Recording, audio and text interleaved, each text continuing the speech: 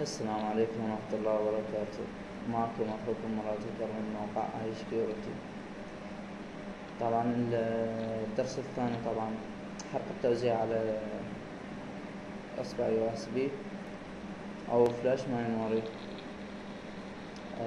طيب، نحتاج إلى حرق النسخة. طبعا برنامج الأنظمة لينكس طبعا محمله من قبل، بس هنا هذا الموقع البرنامج، هنا للويندوز وهنا لللينكس وهنا الماك اوس.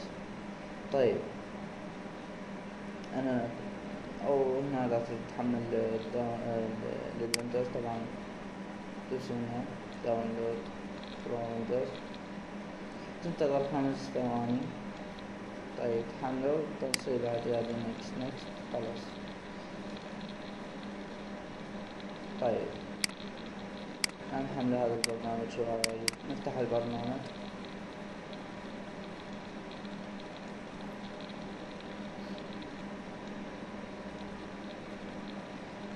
طيب، ندوس هنا كورسوي، خلي علامة صح على كورسوي، مشغل يو اس بي. طبعا مكان الفلاش انا مخلي باللابتوب، هذا مكان الفلاش واسمه اف. طيب، نختار التوزيع.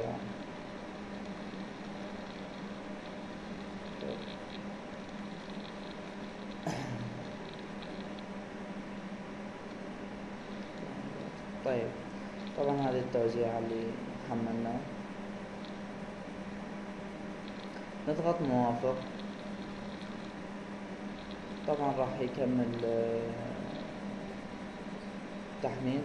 بين ما يكمل تحميل ان شاء الله اوقف التصوير وارجع لكم بعد ما يكمل. اوكي. السلام عليكم. طبعا رجعنا لكم بعد ما خلص تحميل. تنزيل ملفات، طبعا نزل ملفات كليتها، نتأكد بس. طيب، اوكي، حلو. هنا يقول لك اعادة تشغيل، وهنا مكتوب لك اخرج. طبعا اخرج. فان شاء الله بالدرس القادم، الدرس الثالث، راح اعلمكم شلون طريقة تنصيب التوزيع اساسي على الجهاز. طبعا تحديث التوزيع وهاي الشغلات طبعا راح يكون لها دروس ان شاء الله قادمة. وهذا الدرس طبعا راح اعلمكم تنصيب التوزيع اساسي على الجهاز الكمبيوتر. طبعا تحياتي لجروب اي سكيورتي، طبعا عباس الوحش، حسوني، مجرد هكر، جوكر المنصور، السياف، زين العراق. ان شاء الله يا رب كلكم بخير، وتحياتي لكم. انتظروني في درس قادم ان شاء الله. كان معكم اخوكم مراد اكرم من موقع اي سكيورتي.